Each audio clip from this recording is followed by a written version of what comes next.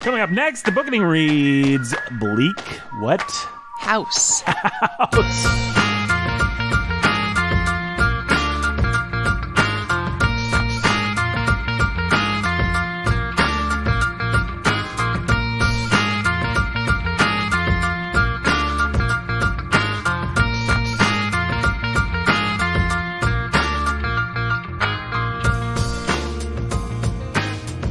Hey everybody, welcome to the Bookening. My name is Nathan. And we got Brandon over there. He's wearing a blue shirt. He's got the blue shirt. He's wearing, I'm going to guess, jeans. I can't see it. It's covered up by his coat and his bag and the chair that's in front of him. He's got a little Starbucks. What are we drinking today, my friend? Coffee. All right. That's a good thing. What kind? Are you a dark roast man? A medium roast man? This is Pike's Place, whatever that is. Pike's Place. I'm usually a dark roast man. Yeah. So you asked for a dark roast, and they were like, we don't have any dark roast. We just have Pike's Place. Yep. And instead of throwing your money in their face, I took it. You took it. And they poured my half and half in there for me, and then rubbed their thumb along the rim of the cup. Did they really rub their thumb along the rim of the cup? It was weird. That's weird. Thanks for listening, everybody. Hey, Brandon. Hey, Nathan. We are sans Jake today for a little while. He may come in. S-A-N-S or S-A-N-D-S? We are sans Jake. Yes, the latter. Oh, wow. Sans Jake. Yeah. The Jake's here, sands and of he's Jake made out are of sinking. sand. Yeah. He is the Sandman. Yep. What is the thing where someone's turned into sand? That's a real thing? I don't know, like a movie or a TV. I feel like I've Yeah, this is vaguely familiar. Yeah, Spider-Man 3. Well, That's why I said he's the Sandman. okay. Jake's been turned into the Sandman. Yeah, he is now living the plot of Spider-Man 3. Was Spider-Man 3 with Tobey Maguire? Yeah. That's the only Spider-Man 3 that's in existence, Okay. I think. Spider-Man. Spider-Man 3. Brandon? Hey, Jake's not here, but he may walk in at any time. he's burgling something, I'm sure. Yeah. Or didn't we say he was an arsonist on one episode? Yeah, but now he's a Sandman, so Oh, yeah, he's the Sandman. you already forgot. Yeah, I've never actually seen Spider-Man 3, tell you the truth. Yeah, you're not missing much. The Sandman's the best part of the movie, probably. If I remember correctly. Yeah, I think so. Have you seen it? Probably 10 years ago. Yeah. Yeah, I don't know why I never saw it. Don't hold me to this, listeners, but I think he's probably the best part of the movie. Probably the best part of the movie. Okay. It's been a while since I've seen it, but I remember an emotional subplot with a child. An emotional subplot with a child. And the whole Venom plot I remember being pretty silly. Well, speaking of emotional subplots with children, Yeah. we're reading Bleak House today. Oh, boy. More properly, we're talking about Bleak House. And we brought, Brandon, one of our favorites Really? in to help discuss this. As a matter of fact, this person requested. So I'm going to guess that this person has a lot of good things to say about Bleak House. We're going to hold them to a high standard because we didn't ask them to come. We're happy that they're here. Yeah. But Yeah. they specifically wanted to be on. They're always welcome. We have an open door policy with this person because we like this person. Yep. We think they add value to the podcast. Yes. And I need you to introduce our friend. She's into dubstep, Yep. and her name is Dani. Yep. And she is taking the place today of the pastor who's a master of reading. That's right. So she gets to be the pastor's wife. Who's the master's wife of reading. of reading. Hey. Hey, Dani. Hey. All right, Brandon, now talk to her for 60 seconds or something like For 60 that. seconds. I'll time you, actually. You need to make Okay. engaging small talk to kind of introduce people and acclimate them to the fact that Dani's here, say some funny stuff, whatever. Apparently you're the host since Jake is gone. Yeah, well, I mean, Everything's So Jake's- topsy-turvy. oh man, what are we doing? Reading Alice in Wonderland? All right, so I'm going to time you. Start quoting the Jabberwock. You've got 60 seconds to engage Just in try to stop me. Some light banter. Light banter. Have you ever read the Jabberwocky? I have. Stop. Whoa, okay. All right, we're going to start again. Didn't like the direction that was going. Hey, Dani. Wait, no. Oh, Okay. All right, I'm going to start it on the count of 3. okay. 1, 2, 3, go. So, Dani, how's life been since you joined us last time? It's been pretty good. Great. You had a baby last time. Where is he? He is at home with hopefully sleeping. Hopefully sleeping. That's Who's the taking plan. care of him? Good friend Megan. Okay. Good friend. Oh, Megan. We know Megan. We know Megan. We know Megan. Megan's getting married. Guys, what on earth is that sound Christmas music. that we are hearing? Yeah, if there's any bleed through, folks, the Christmas concerts being performed. We do a lot here at Warhorn Media, our beautiful studio is located in Clearnote Church, and This is a rehearsal. It's not Yeah. being performed right now. they're not. Yeah, We're not skipping it. Yeah, we're not to skipping record the Yeah. this. Christmas concert. but they are practicing for the We're Christmas this serious content. about podcasting. Yeah. We'll skip Christmas if we have to. No, we won't. No. We recorded our last episode while our families were having Thanksgiving dinner. All right. Baggage check is the part of the show where we talk about what baggage we bring to the book that we are going to read. And so, I've read. Yeah, I don't know. I always say, like, did the Bookening reads? I don't know why that sticks in my brain that way. I know ladies first, but I think I'm more excited about Brandon. I love you, but we don't have Dani on every week. And everybody's heard my baggage. Everybody's heard your baggage. So we're going to save Dani for last. Yes. You go first. Sweet. Okay. I'd love to talk about my baggage with Dickens. Dickens is kind of the reason for what I would see as my youthful renaissance in coming into love literature again. Dickens is the reason that you would see for your youthful renaissance into coming to love literature again. Isn't that a beautiful That's sentence? beautiful. That's why I paused. That is a beautiful Let's do that again. Speaking of poetry, Brandon. Oh, boy. Dickens was very important to my youth. We're talking about Charles Dickens. Charles Dickens, yes. What other Dickens is there? Chucky D. A significant part of my youthful renaissance. Of your youthful renaissance, yes. There we go. Yeah. Is that better? No, I love it. I loved it the first time. Yeah, just keep that in. I am. This is great. So the first Dickens I read that I remember was David Copperfield. And we should have started with David Copperfield, but we started with Bleak House instead. Possibility Jake might be here if we'd started with David Copperfield. Yeah. And I read David Copperfield. My mom took it off the shelf and said, you should read this book. And it took me a couple weeks to really want to read it. Brandon, I don't think we've ever talked about your mom. Does your mom like to read books? She likes to read books, yeah. She's a big supporter of the Bookening. Yeah, I know. She is. She's the eponymous Rhonda. Yeah. I don't know if eponymous was really the word I needed there, but A lovebird. yeah, she's one of the lovebirds. Yeah, she's a lovebird. With my dad, Robert. Yeah, with your dad, Robert. They are the two birds that love Yeah. each other. And she would read to us a lot as children and instilled in us a love of story. When I There say you go. us, I only mean one other person, my brother. Yeah. But still, It there are only counts. the two of us. It Yeah. counts. Hi, Jeremy. What epoch would that be if the Renaissance came through? Well, something that C.S. Lewis wrote really speaks true to me. Sorry. I had to pause there because we had crickets in the room. Jeez. How boring can you be, Brandon? Well, the epoch. So, Eep, eep, eep. and Dickens. Yes, folks, that's not how Dickens. I do an Maybe impression it's of a cricket. I think it is C.S. Lewis in Surprised by Joy. I could be wrong, and I'm sure Ethelgar will set me straight. Yeah. If he still listens. We may have lost him a long time ago. So Dickens talks about how in boyhood you have this time where you just love stories and you love fairy tales and you love to have good stories told to you and you love them because they're stories and you love the way they're told, you love who they're told by, and you love all the plot and all the elements that you'll eventually learn to love again. But then you go into this awkward age of then later boyhood, which is like between around 10 and 11, when all boys are just kind of kids you don't even want to be around Yeah. because they're annoying. And that's when you just like want to read like war stuff and all this stuff, and because you're becoming a young man. And then finally you'll get back to the age where you'll go back and you'll be more mature in your tastes, but you'll rediscover your love of story again. And so that's this period where I was rediscovering, and that was around 12. That's when I found David Copperfield. So when was your period of like, around 10 and 11, like I said. So you had a very short period of becoming a man. Maybe. You just became a man, like Oh, I the don't know. testosterone was flowing through you. So. I don't know if that's how it happened, Nathan, but I rediscovered my love of story around 12. There To you go. David Copperfield. With David Copperfield. Yeah, and I just loved it. And so through Dickens, I started reading a lot more Dickens. I think the next one I read was Pickwick Papers, and I read Nicholas Nickleby, Oliver Twist, Tale of Two Cities, until eventually I've read pretty much all his works. The only one I haven't read is Dombey and Sons. Dombey and Sons. Yep. Which wasn't popular even back in the day, I don't believe. So that is the one Dickens I've even read his American Travels. So yeah, big fan of Dickens. Bleak House was a late addition to my history with Dickens.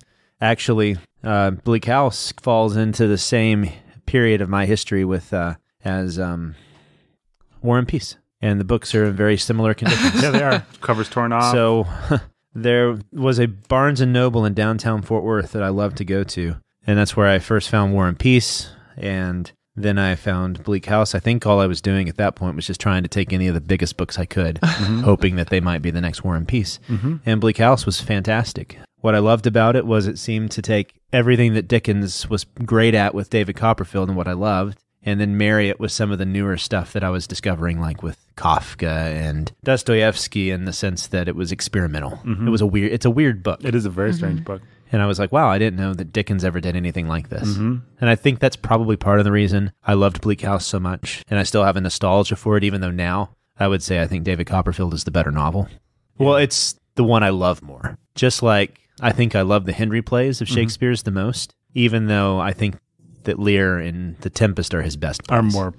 Does that make sense? Yes, absolutely. So I bring to Dickens a great love for him. You like Dickens. And when I got into graduate school, there's a funny story when I went into undergrad. I was a snob, pretentious. The first day of undergrad, when we had orientation, I took the 7 plays by Yeats and was reading it so everybody could see me reading it. Oh, no. I know. It was pretty bad. That was pretty bad. I liked it, but still, I didn't want to talk to anyone. Sure. I just wanted to read Yeats. But there was a guy there, he was reading the Pickwick Papers, and so I kind of got a taste of my own medicine. I went up to him and I said, "Hey, you like Dickens?" And he looked at me and he said, "Yeah, I do." And then he got up and walked across the room. So, wow. Yeah. Well, I don't know about these. But I would quickly find out that Dickens wasn't very respected in the academy. My history of Dickens. I don't think that I have read much Dickens since my Renaissance. I think Dickens mostly came before my Age of Enlightenment, even. He was in your dark ages. Yeah, he was in my dark ages. Dickens is something I really enjoyed as a kid. And I remember one of my mom's great loves in life is the George C. Scott version of A Christmas Carol, which if you haven't seen it, it is the best. It is a wonderful adaptation of Christmas Carol. Dani, have you seen this version of A Christmas Carol? I think so. Alex and I watched 6 of them last Christmas, and I think that was one of them. Well, that's the good one. I have not. Yeah. Well, yeah, I grew up with that Scrooge, and so I pretty much have it memorized, and that was my first entry point. And then my parents both loved watching anything Dickens, which I have to imagine a lot of people probably discovered Dickens this way through the BBC kind of adaptations and the things that would show up on PBS. Yeah. So I just remember constantly watching anything Dickens that came on, we would watch. And I always really liked watching him. And there was this play that was done of Nicholas Nickleby, which I didn't actually get to see, but I got to see a televised version. And it was this really cool 8-hour play where you just went all day. It's pretty famous performance of Nicholas Nickleby, and they just basically perform the novel. It's all the dialogue. It's not all the descriptive passages, which obviously you're missing something without those. But it's this really elaborate thing, and we used to watch the video of that. So when I really think about Dickens, I think of him visually first. That's just the baggage I bring to it. I'm sorry if that offends purists, but... No. To be quite honest, I completely forgot about that aspect. But yeah, that would technically be my first. Like the Mickey Mouse, Scrooge. Sure. Would be my first introduction to Dickens. Oh, yeah, I forgot about that one. Yeah. And I remember watching that in my grandparents and loving it. I think maybe I wasn't allowed to watch that one because it has hell at the end or something like that. I don't know. But I think Bluto is dressed as the devil or something, which was kind of a no-no in our house. But yeah, I grew up watching a lot of Dickens. And then when I got to the time of my own personal Renaissance, or no, this was still, I don't know, when does a Renaissance happen? Is Renaissance like a word for puberty? It's just whenever you just started to fall back in love with good books. Yeah. Well, I never fell out of love with good books. Well, there you go. Brandon. So right. You were always wonderful. You are a Renaissance. Yes. My birth was my Renaissance. That's right. Your birth was the world's Renaissance. Your birth was the world's Renaissance. That's a nice line of poetry right there. I like it. So what Dickens have I read? That is the question. I've read lots of Dickens. I've read Oliver Twist, which I don't like. I've read Great Expectations, which I've tackled Great Expectations a number of times. I think maybe I finished it, but I don't like those two. And those are just about the only two Dickens that I don't like, because I like most Dickens, and I grew up with Dickens, and I enjoy adaptations of those stories, but for some reason, those two are hard for me to read through. I don't know why. Particularly Great Expectations. Maybe it's just weighted with high school-y kind of everybody has to read Great Expectations-y kind of stuff. It's also just kind of grim and dour, and Pip's not a very likable hero, and I don't know. Something about Great Expectations never really did it for me. But I have read lots of Dickens that I like. Tale of Two Cities was great. Had to read that in high school. Loved it. Don't think I had a good teacher. No, I did have a good teacher teaching it, and that helped. David Copperfield, probably one of my favorite novels. Really good. Really wonderful. don't like what happens to his first wife very much at all. Think it's kind of sexist, actually. But Dani, what's your baggage? Well, I hadn't thought about Christmas Carol, but yeah, I think it's my first exposure to A Muppet Christmas Carol. We watched it a lot growing up. And then I read Tale of Two Cities freshman year of high school. Mm-hmm. I probably did too. That was the class that I met Alex in. Was it the best of times then? It was. It was best of times. Then ever since then, best of times. Okay, I thought you were going to say worst of times. No, it's all been good. All been good. And then read Great Expectations going into sophomore year. So you guys might appreciate this. Going into sophomore year, we had to read 2 books and compare and contrast. Classic English essay. The options, you had to read Pygmalion, and then you were supposed to read A Handmaid's Tale. Oh, no. That great classic. And if for some reason you had some sort of problem with that great classic, you could read Dickens. Okay. Great Expectations was the other option, the substitute option. So you read, what were you comparing Great Expectations to? Pygmalion? Like George Bernard Shaw? Yeah. What does Great Expectations have to do with Pygmalion? Oh, it's transformation story. Yeah. A Fred doesn't transform into anything but a subservient handmaiden in The Handmaid's Tale. Well, I haven't read it. I don't know. Yeah. I didn't read it because I read Great Expectations You read instead. it? And I really liked it. Yeah. I know, which is, I think I'm unusual in that regard. Yeah, I've talked to more people. One of the reasons I wasn't ashamed to say I didn't like that or Oliver Twist is because I feel like I've talked to a lot of people that have banged their heads against those two. Well, I think it's interesting that you said the thing about visual. I think we're talking about TV and movie stuff, but what I really remember so strongly of Dickens, that's part of it is that I don't remember very much from Great Expectations, but I have certain scenes visually burned in my head. Almost like sense memories. And Tale of Two Cities too.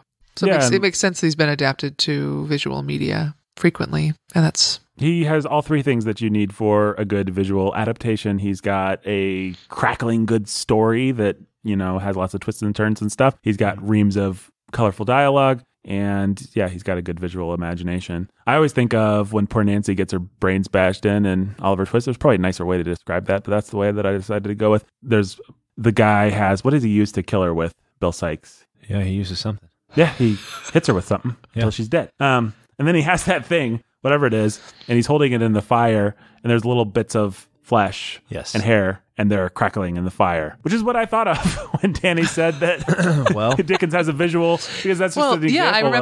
I remember Miss Havisham with her cobweb-covered wedding cake sitting at that long table, and that's an image that I have in my head that I've had since I was 16, half my life. And from Tale of Two Cities, similar. I've reread Tale of Two Cities at least once since high school because I did really like that.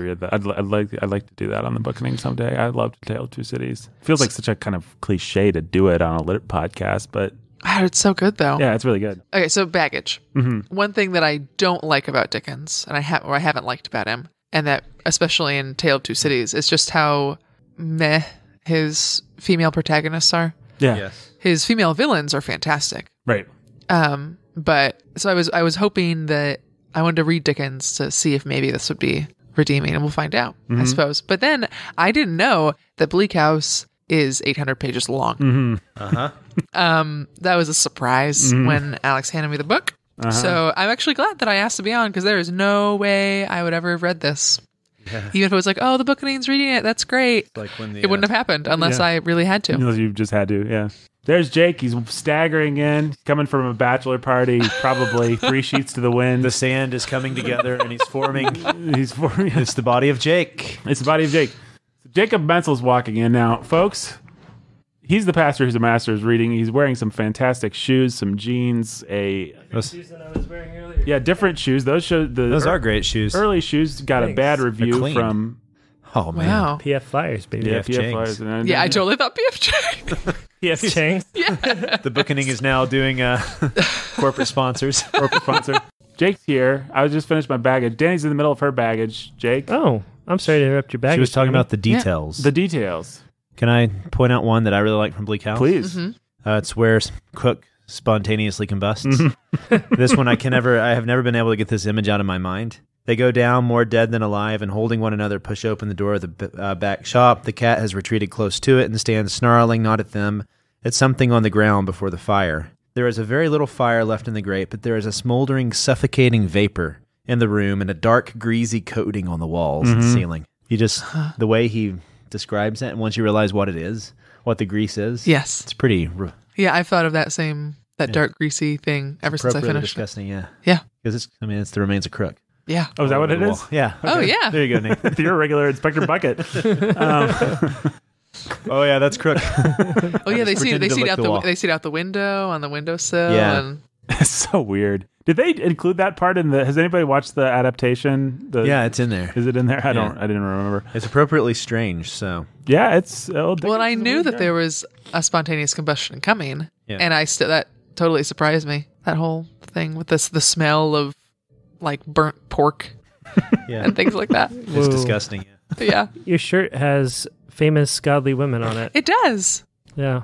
Yeah, Who's Sarah again? Sarah Edwards Oh, Sarah Edwards. Sarah Edwards, Susanna Wesley, Katerina or Susanna Spurgeon. Luther. Luther, Mm-hmm. and then Lady Jane Grey is just Lady Jane Grey. I was actually trying to call up Luther instead of Von Boren. Yeah. So Brandon gave us an example of a detail. Yeah. Danny, now you can continue with the rest of your baggage. I think I was pretty much done actually. Okay. Right? We should summarize though. Brandon, he really likes Dickens. Jake, I don't know if you knew that. I did know that. I like Dickens. I mostly grew up with him in the medium of television, which is, I think, how a lot of people see and enjoy Dickens, actually. So I bet there's some people that are listening that relate to that. Do not like Oliver Twist all that much. I like the story. But do you like Oliver and Company? Of course. It's got great songs by the great Disney. Billy Joel. And a cute little orange cat. Danny has not read as much Dickens as people that have read a lot of Dickens, but she's liked all the Dickens that she's read. When I was one, So yeah, I particularly was thinking That's about. really sad. I wanted to see Dickens's portrayals of women in Bleak House. Yeah. Danny does not interested in. typically enjoy Dickens' terrible, vapid, thinly Portrayals written of women. portrayals of women. Well, he usually has some barmaids or some villain women that are Yeah, his villainous women are interesting, and But actually, the good ones are like and it's a problem too with I don't know, there's a similar other authors of that era who have these it's Victorian, angelic women who are just Oh yeah, it's gross. sentimental, And the women and children both. It's just like gross. Victorian Yeah. sentimentality. yeah. There's a Have you read Jean Stratton Porter? She's a favorite with some of my friends, and she's fine. I just her at that same problem. Yeah, she'd have the same problem. Most of the Brontes have the same problem. Yeah, that's what I was thinking of too. I'm trying to think of someone who doesn't have that problem from that era. Victorian. Oh boy, that would be tough. Who are the famous Victorians? I mean, Meg Thackeray, he has that problem with Vanity Fair. Well, maybe Becky less. Thatcher's not. The heroine of Vanity Fair is not like that. Yeah, that's what I was about to say. Maybe he's less than... I would. Yeah. Vanity Fair would be an interesting one to do one year. That would be an interesting one to do. Wilkie Collins. George Eliot does not have that problem. Well, yeah, that's true. She's Middlemarch. also a woman. But we decided not to do Middlemarch. Yeah, we did. Sorry. Yet. Sorry. Yet. Yeah, we'll get to it. Season 5. Season 5. Are you prepared to make that promise? No. I don't have a good taste of what's her face, George Eliot, but maybe she's great. I don't know. Arthur Conan Doyle definitely does have that problem. H. Rider Haggard, all the pulp guys. It's almost like men tend to have the problem. What? Well, and the Brontes. That's true, the Brontes. Ernest Hemingway. He's I would say Victorian. especially Wuthering Heights He has writes that like- problem. I Yeah, haven't read That's Jane funny. Eyre yet. I would say Jane Eyre less so. Oh yeah, not so much. Jane Eyre. herself is a pretty well-rounded, Mm-hmm. not insipid character. No, and there's I don't know. I don't think of that with Wuthering Heights, but I think I just have other memories from it. Well, I don't really remember Wuthering Heights the is such women. a strange book. Yeah, It's mostly Heathcliff is the interesting part of that novel, and I think the women are kind of boring and virtuous, as I recall. But Well, they're not necessarily... Catherine's not very virtuous. no. in Wuthering Heights, I remember her being more Yeah. interesting than Yeah. than this angelic, like Yes. Tale of Two Cities. What's her name? the main um, chick, what is her name? Yeah, she's pretty boring. So maybe I need to take that back about the Brontes. Yeah, I think they're less. Okay, I'll take it back about the Brontes. Well, Jane Eyre is definitely not like that. And I think she's right. Wuthering Heights is weird and in some ways superficial as it is. I don't think it fits what you're saying about. Yeah, Well, there Victorian is women. the lovey-dovey couple in Wuthering Heights that are like the good guy couple, and they're pretty boring, I think, aren't they? Just kind of Towards like, the end, they're just, the ones that, the the new Catherine and Heathcliff. Yeah. Oh yeah. But they're just like typical. they're just kind of boring. Just kind of like Jonathan and Mina and Dracula. We'll have to do that one too one day, huh? Oh yeah, we'll do that for sure. Next year we're packing it with hits, folks. But somehow we're not doing either of those, even though those are hits. Season 1 was hits. Season 2 and 3 have kind of been less hits. What did you say? Obscure. Hit and miss. Hit and miss. More misses. Lucy Manette, that's her name. Lucy Manette. Yes. Oh, from Tale of Two Cities. I read your Blonde, golden Kipling. blonde, and uninteresting. Yeah. Well, I mean, obviously we all like blonde, uninteresting women in real life. Yeah. Right. Just not in our literature. Chip McGregory does. Tall blondes, as I recall. Oh yeah. He does.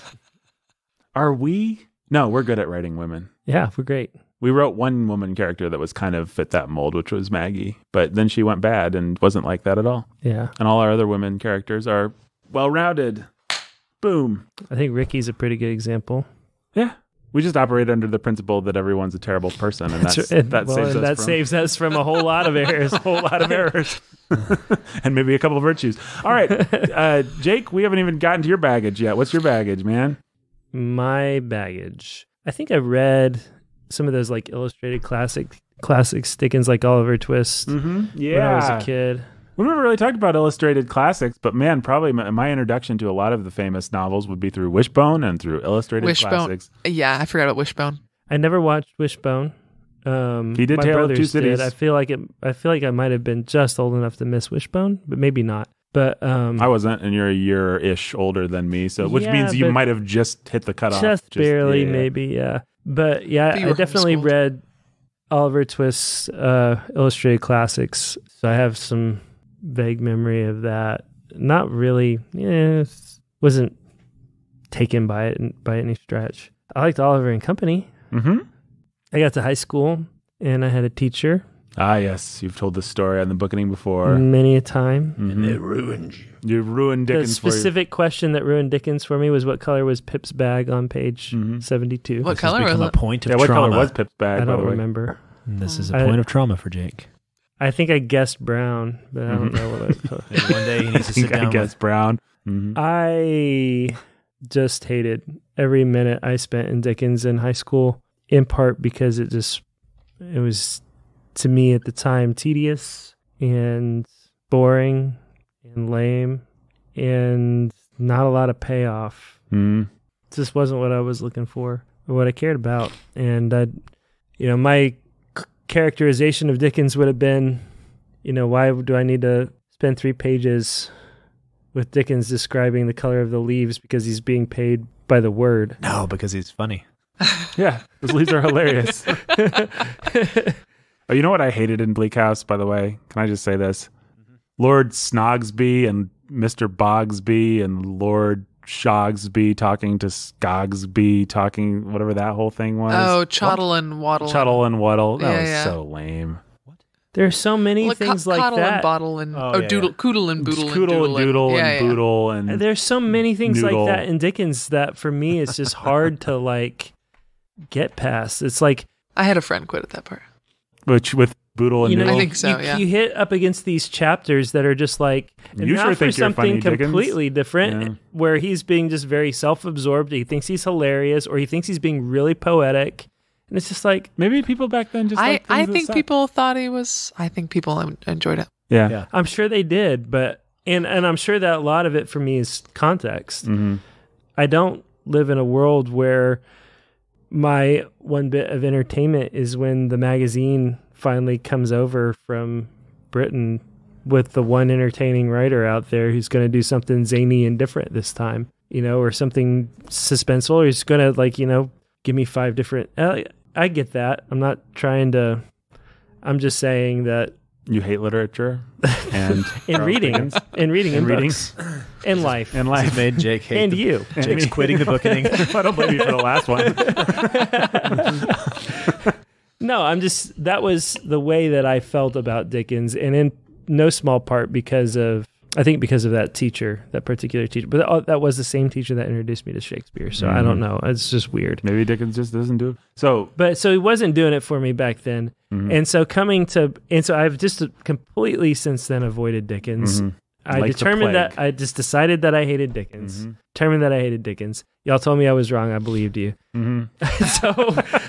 so then I came to Bleak House. I just want to say I'm looking at Jake's book right now. And there's Yes. a bookmark in this book. Oh man, Where's it at? And the bookmark is maybe a 10th of the way. No, that's not quite well. That is I not don't know. fair. The 20th? It's not a couple hundred 25th, I pages, wouldn't maybe? say. Where'd you quit? A bookmark. I didn't quit. I just had trouble. Oh, so you're gonna finish it next We week. should have started with David Copperfield. Yeah, Listen, I'm not quitting, but I had trouble. I had a lot of hang-ups and a lot of things to get past. Now, I will tell you that the first chapter, I was completely in. Mm-hmm. And then he just kept doing things that was like, ugh. And then he would do things to draw me back in. And then he'd do things that I was like, ugh, I don't want to read this. Well, I think- and then he'd do things to draw me back in. Well, what's funny is... it's just Go ahead. been difficult for me to get over. He has a style that in and of itself I have already I'm prejudiced against it and prejudiced against him. And so just the way that he creates, if I feel like I'm stepping into Dickens' world, I have a lot of bad associations with Dickens' world. And it all feels the same to me. But he does things that overcome it in places, and I don't know. It was just I haven't had enough time. This is a big book, and I haven't had enough time. And I think if I had more time to spend in my, more space in my life right now, more read. time just to sit and read, I'd eventually get over my hangups and come to love him and this book. The farther in I've gotten, and I've only gotten almost 200 pages in, the more convinced I've become chapter? Huh? What chapter? Just out of curiosity. Esther's narrative. It took me. I mean, I did not know it was this long when I asked to be on this episode, Yeah. and I wouldn't have read it if I weren't going to be on this episode. What did make you ask to be? Because Danny requested to be on this episode. You just thought, hey, Dickens is fun. I'll be on that one. because I like Dickens, and I did want to talk about his female characters and Yeah. Well, cetera. I am glad that we have a woman on. I'm proud that we've Thanks. done a bunch of Jane Austen things and never had a woman. I 'cause know think you are. That's one of our claims to fame. But What's weird about this book is it sets the tone of the book very early. So that first chapter, like Jake says, is pretty brilliant. It's pretty great. And I was completely there. Yeah. And the way he describes the courts at Chancery and all this, but then... I thought it was funny. I thought it was the atmospherics were much better than I had remembered or given Dickens credit for or been willing to. I was just like prepared when I read that first chapter to really love the book. And then I just kept hitting up against things that were slowing me down. Well, it takes a while for this book then after that to find its feet. And he has to establish his characters, and the book is most interesting when it gets back into the world that he has in that first chapter. But what feels difficult to me is that I don't ever feel like to compare him to a recent example in Rolling, I quickly learned that there are no pieces that Rolling puts on the table that she isn't going to make some kind of use of one way or another. Mm-hmm. And so I learned to trust very quickly Rolling is, this is all going to pay off. I've never felt that way with Dickens, ever. Like, there are just things that are there because he thought that was funny or clever. There are characters that he just throws out there, and it's like, and then they're gone. Yeah. And you don't know if they're ever going to come back or not. And that's I will say, I think they all come back. yeah, That was a that's- surprising thing for me. That's why we keep telling you like Dickens, that's why I maintain this my book. faith that eventually. Well- I don't know if you'll, but I think eventually we will read a Dickens novel that you will love because you will invest in it and you will keep reading and wondering when it's all going to pay off, and then it will, and then it actually Yeah, will. because like one of the payoffs, one of the big final chapters of David Copperfield is pretty much all the minor characters who are kind of lovable and interesting getting to come in and slap Uriah Heep in the face. Mm-hmm. That's Yeah. like the final chapter. Is it all comes to this head. And so, I mean, Rowling, there's a reason she loves Dickens so much too. Does she? Yeah. Yeah. Well, Because he's kind of... I mean, you can certainly see certain Dickensian things. Now, the about, difference- the naming of characters and Yeah, And the things difference like that. between her and Dickens is Dickens, and it does, I mean, some of it has to do with him having a quota with words, but this was in the era of his life where he no longer really had to. He could just kind of had free reign. But it felt like, okay, but it still feels like either way you spin it to me, it feels like he's undisciplined in his storytelling. Yes. Either he is just writing words to hit a quota and being paid by the word, or he has no restraint and he's just going to do whatever he feels like. I think there's truth to that. And if it feels like that to me, then it's difficult. I think that this is the period. I mean, Dickens could have used an editor. Yeah. And he could have been a better editor for himself. Steinbeck was a little that way in East of Eden. Oh, Steinbeck was a lot that way.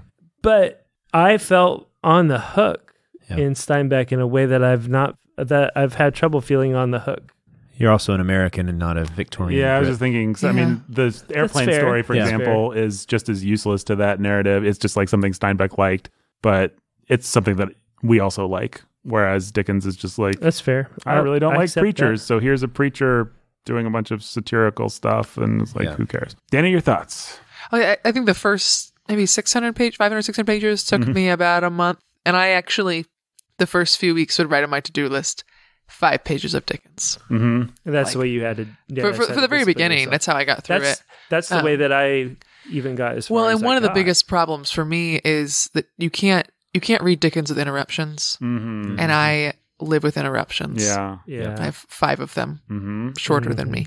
And so I had to find times where it was silent and no one would interrupt me to actually get in and understand what was going on. And, you get interrupted and you look back and you realize, oh, this one sentence was the entire paragraph. I have to start over.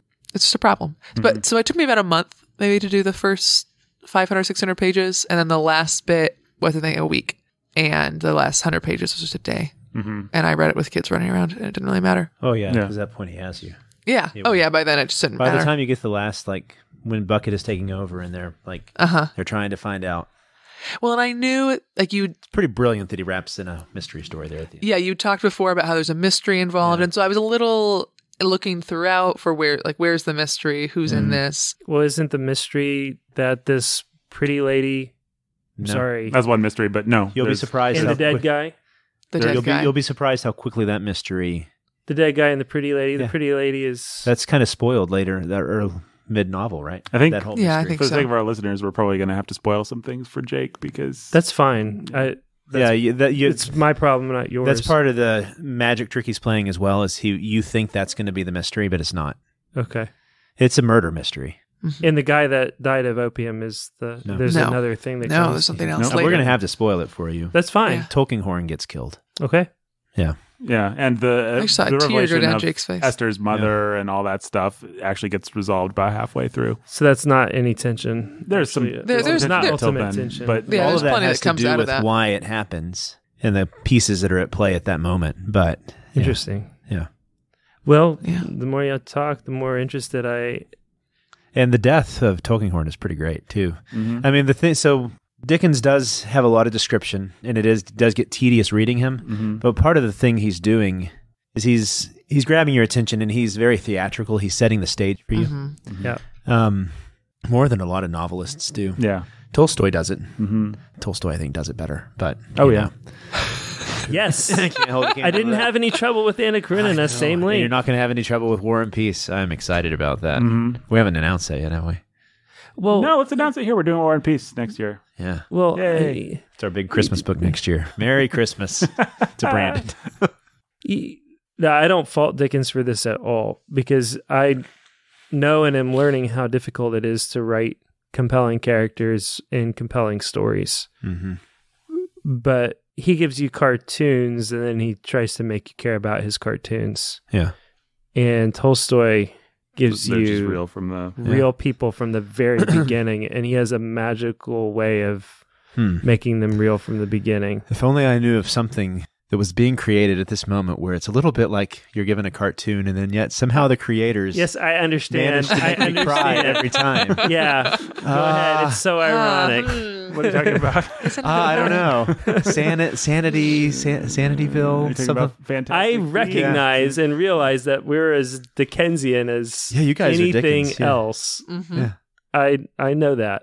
That doesn't mean that I have to like Dickens. I think Chip's Here's what fight it with the is. octopus It's the might anxiety be- of influence. Harold Bloom has got it right. Jake doesn't like Dickens because Jake Is Dickens. is like Dickens.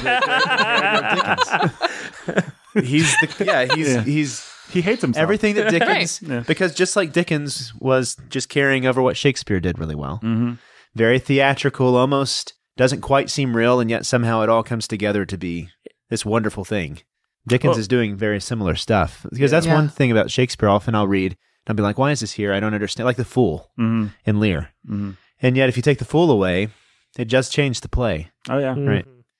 And yet if you were to sit me down right now and require me to come up with an essay as to why the Fool is important to the Lear, I don't know. Because he's funny. Yeah. Because there needed to be some breathing space. Yeah. Without it, you take away that color and... Like, and so you go in here, why does Mr. Turveydrop have to be in this book? Right? The dance master with, I guess it's just so that early Jellybee, what's her name? Caddy Jellybee can have something happy and yet still hardship, but be happy. Right. I mean, they're kind of actually, now that I think of it, they're kind of the foil to Skimple. Mm-hmm. Yes. Right. Turveydrop is the happy dancing master, but at least he's a hard worker. And they still have a hard life. Prince Turveydrop, you mean? Prince Turveydrop, thank you. Not Mr. Mr. Turveydrop's an idiot. The names Prince are amazing. Turveydrop. Is it Turveydrop? Yeah. Turveydrop. Prince Turveydrop. Yeah. Oh, man. But right, they're the foil to Skimple. Isn't that one of the reasons they're there? Yeah. They have the hard life. Mm-hmm. And yet Skimple he's an artist as well. Mm-hmm. But Skimple is the leech that... Mm-hmm. Talk about it, Matt. One of the chapters that does almost rival Tolstoy would be the chapter where they go and visit his Skimple house. in his house. Mm-hmm. Oh, man. That is that's really good stuff. Yeah, it's awful, though. It's awful, but it really, his mastery there of just showing you, he's been stacking the decks against Skimple without actually showing you it. Mm-hmm. And then you get to the house and it just shows you who Skimple is. Mm-hmm. It's gross. Yeah. And he does it mainly through the wife, right? Yeah. Is that right? I don't remember his wife. I remember his daughters. I don't remember his wife. Brennan, have you ever actually read Bleak House? I haven't. But I haven't reread that chapter yet. I didn't finish it this time either. Been too busy. I actually started early enough to try to manage to finish it, and then I finished it too fast, and I forget some stuff. Yeah. Oh, yeah? Anyways. Here's the thing. This is going to be the most obvious thing that I've maybe ever said on the Bookening, but it kept striking me as I read this book. This book comes from an era when people actually liked to read. Like, this was their entertainment. Yeah. And so they wanted it to go on and be colorful and absorb their time and paint a real picture because they couldn't actually get those pictures on the TV. I think that's sort of even what I was maybe alluding to when I say I don't fault Dickens or whatever, but I'm not sure that we should fault you for living in a world where that stuff is a little what I bit said of a is drag, context, though. right? And I think that's what I meant. It's like, well, I don't, maybe this is stupid. And probably it is, and maybe most of our listeners will think it is, and that's okay. But I've got movies and TV and all kinds of a world of literature that's been developed since the time of Dickens, and I don't need him to be my everything. Your eyes and ears into... Yeah, I don't need him to be my one source of entertainment. Mm-hmm. And that's not his fault because he was writing to people, for people that they didn't have a whole lot. Well, if you imagine getting one installment of this thing a month, and that was all that I could have, want to luxuriate. I would love it. You want it to be a feast. I would love Dickens it. would be your favorite because he would be my hero. And every time he changed his tone or tried something completely different or threw something else in, like, there's more to feed on here. It would just be that much more color and interest. I really like that our edition had end of first serial, end of second serial. See the cliffhangers he set up, and I'm guessing that every time you were unengaged, it was a middle of a serial, and re-engaged is probably the end. I bet that's true. That would be an interesting thing to see. I can almost 100% guarantee that. I bet that each of the serial kind of, like a Harry Potter novel, really brings it home towards the end of the serial to make you really want the next one. Mm-hmm. Oh yeah, I mean, he knew what he was doing. Mm-hmm. And another thing that I found interesting, a lot of the characters were actually based on people. Mm-hmm. So like Skimple is actually based on a guy named Leigh Hunt, who was he was the guy behind making the Romantic Poet so famous. And he was known as being this effete artist who was always in debtor's prison, who was pretty much just worthless. Kind of like Ezra Pound. Mm-hmm. And so it's kind of like... Take that, Ezra Pound. You can imagine then the literary circles would all be reading it and they'd be like scandalized and talking and gossiping. But then also imagining families just sitting around and reading this around the fire. Yes, that's what I imagined. Just open up to a random passage here.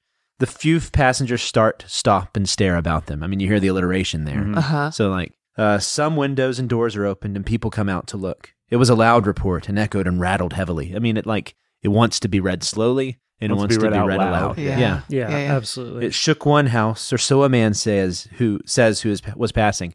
Says. Says. So, man, say it's passing. It has aroused all the dogs in the neighborhood who bark vehemently. So one thing we've done at our house, not last year, but we're all friends with Curtis Cook, and he would read Christmas Carol out loud to all of us, and it was really fun. Cool. Oh, sure, yeah. I want to read that with my kids this year. It's worth It's a fun thing to read out loud, yeah. And so you just imagine that they would be getting the cereals, they would come in, and they would all just sit down together. The husband would read out loud to his wife or whatever around the fire, and this would be their form of entertainment in the evening, would be reading this out loud together. And have all that elaborate verbiage, Scrooge was a surly skinflint of an old, Yeah, and it helps to also then realize that Dickens, in the last part of his life, he was famous. One source of it, what made him so famous was he would travel and he would read his books out loud. He had this traveling circuit. That's cool. Yeah, and so he would that was part of his American tours. He went over there to read sections of Little Dorrit or whatever out loud to people, and then he would read sections of this book out loud too. And he was a performer. He was always doing play. He was always performing in plays and in theater. So he was very theatrical in the way he imagined his books too. So they are very theatrical. And that's like, I understand the tedium of some of his set dressing, but that's always the way I've seen it, is he's trying to give you the setting and also at the same time make it interesting. Well, he also expects you to perform it, if only in your head. Yeah. You have to bring a certain amount of color to it and bring it to life, which is something that a modern author may not expect of you. What they will do is they will get out of the way and make sure the story happens as quickly as possible and without relying on you to make it pop, to stop and say, how is this character actually saying this? How does Mr. Turveydrop talk? I listened to a lot of this book on Audible, and it was fun to hear the guy do... he just, for the dance instructor's dad, he talked like this, and he was very effete, and, just doing different things like that was fun. Yeah, an example I go to when people are talking about the details in Dickens is in Martin Chuzzlewit. There's 6 pages where he's just talking about the leaves being blown down the street. And you would think that would be boring. But if you actually That is, in fact, Jake's fake example that he uses when talking about, I always hated Dickens because I just thought of him as a guy that would spend 6 pages on leaves. Well, this actually really does happen. That is my fake example. Yeah. And you would think it would be boring. But in Dickens, because of the way he says it, the way he writes it, the way the rhetoric he uses and the descriptions he uses, it's actually, if you read it slow and you or just allow yourself to realize it's a performance, it can be pretty fun, actually. Yeah. That sounds fun. We have like Dickens, the problem. We have so many threads here, but we've already gone too long. We have to come back next week. What? Yeah. Jake, you started to say the problem We're going to find out. for us. We're going to find out next week what the problem is. Well, maybe I'll we tell should you end next on week. We'll make people... cliffhanger. Yeah, this is going to be like a Dickensian cliffhanger. End of Serial 3. Yeah. People will find out next week what the problem is. But guys, of course... Well, he wants to tell us the problem. Well, he will. I will. Next week. Oh. But let's do some donor shout-outs, eh? Let's do it. All right. How shall we do them? Dani will do them To to a dubstep beat. a dubstep beat. And Brandon will do the beat. I don't know. I'm really glad we're beats. perpetuating this dubstep thing. Perpetuating the... You asked Not- for it. You said you wanted a name. No, I was the mom who's Obama reading. That's the name we you can do it originally bomb gave me. sounds. No, that's the name you gave yourself. False. Then, We might have come up with Mom Who's Bomb. I don't think so. I think I said I'm a mom, and then Nathan provided the rest of it. I don't know. What'd you call me earlier? A pastor's I want to be wife? the mom who's Obama of reading. Did I say that? I think you It's did. possible. You're the pastor's And wife. so Nathan was like, I refuse to give you that because that's what you asked for. You're going to be That doesn't Dubstep sound like Dani. me. But he's called, and he's, No, it doesn't sound like you at all, does it? he has called me that later. No, you're the Mom Who's a Bomb of stuff. But Dubstep Dani, you have a lot of titles that you Yeah. go by on our podcast. Those two, really. Well, Erica Rosebloom. That's not really a title. That's a character name that you That's play. true. All right. Oh, fine. We won't do a dubstep beat. We'll just do it in Dickensian accents. Oh, guy. I was hoping marvelous. you'd say that. All right. Yeah, of course. All right. I'll throw to you guys and you can do them. What Brandon- about Jake there? Yeah, well, of course, Jake can do it. I know Jake loves the accents. All right. All right, Brandon, you can do Mace, the mighty Mason. Hey, mighty Mason. All right, our British listeners have been struggling to keep up the whole time, and now they can understand. Like he just said, mighty Mason. The immortal Chelsea E, Danny. The immortal Chelsea E. I suppose I should just say it normal and let you guys bring the color to it. Nathan, not me, Jake. Nathan, not Nathan. You mean Nathan, not Nathan? I think that's what I meant. That's what I said. That's right. Little Jimmy and Annie Oakley. Jimmy Beam and little Annie Oakley. Oh, little Jimmy Beam and Annie Oakley ain't it right now. Are you sure you're not a Australian? That's what you sound like. I now. Put it on to Barbie. He's a pirate, is what he is. All right, Lily of the Valley, Danny. Lily of the Valley. Lily of the Valley. Yes. Yes. Andrew and Esther, the Lovebirds, Jake. Andrew and Esther, the Lovebirds. Andrew and Esther, the Lovebirds. Yes, of course, yes. The inscrutable Jenny Z. Oh, that's the one's almost hard not to say with the. Oh, the inscrutable Jenny Z. Robert and Rhonda Chastain, please. Oh, Robert and Rhonda, the Lovebirds. The Lovebirds, Yes, very good, yes. very good. John and Jill, the Lovebirds. John and Jill, the Lovebirds. And little baby Max. And little baby Max. The Keith Master. Hi there, Governor. The Keith Master. Davy's Mighty Men Trucking. Oh, where would I go for my transport needs? Well, you might try to... Davy's what were you going to say there, Nathan?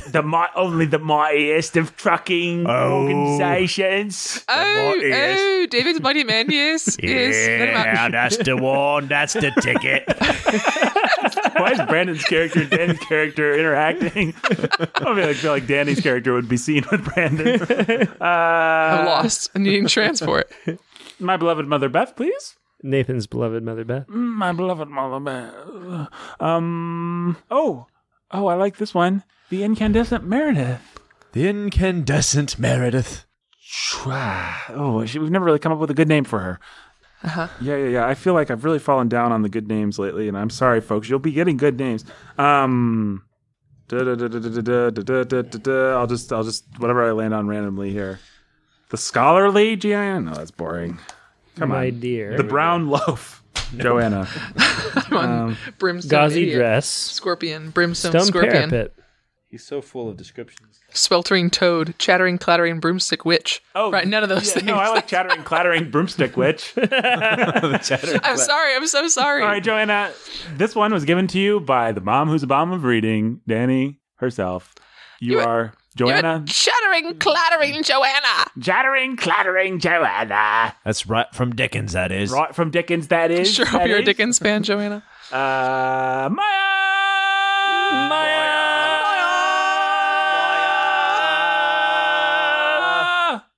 Lovely. Maya! Maya. Hey, Maya. Rockin' Ryan and Jumpin' Judy. I don't know whose turn it is. Jake, maybe? I think so. No, I just did. I think it was Rockin' Ryan and what? What was that? Jumpin' Judy. Jumpin' Judy. Danny the Dude. Danny the Dude. Danny the Dude. What kind of Hi accent? there. DJ Sammy G. DJ Sammy G. DJ Sammy G. Get out now. Jay and Katie, who are cold and love cheese. Oh, they're the coldest and they love cheese. It's Jay and Katie. How you doing? They love cheese. Benny and Dana T. Benny and Dana T. This is like an I've old got crone. Mr. Smallweed open. That's who I'm. Grandfather Smallweed. Dana T. Would you care for some Benny and Dana T? Benjamin. No, we just did them. Eric and Catherine, the Lovebirds, and little baby Silas. Introducing little baby Silas. Eric and Catherine and little baby Silas. Introducing little baby Silas. Nice. Eric and Catherine and little baby Silas. Brandon, I'll let you do Professor X, and Danny, I'll let you do Lady X. Hi there, Professor X. Being all mysterious like. And little Lady X being all so mysterious.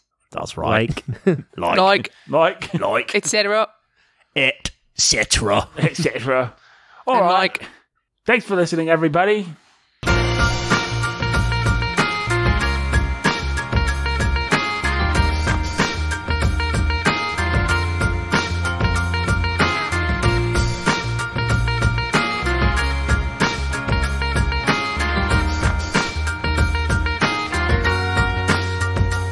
Hey, everybody.